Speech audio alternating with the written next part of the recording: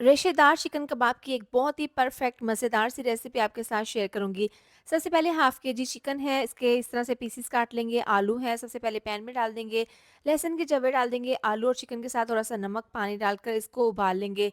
जैसे ही 10 मिनट के बाद इसको हम चेक करेंगे तो देखिए पानी इसका ड्राई हो गया है और तमाम चीज़ें अच्छे से सॉफ्ट हो गई हैं। इसके रेशे बना लेंगे चिकन के, आलू डाल देंगे और इसमें हरा धनिया, हरी मिर्चें चॉप की हुई, शिमला मिर्च चॉप किया हुआ, प्याज़ डाल देंगे।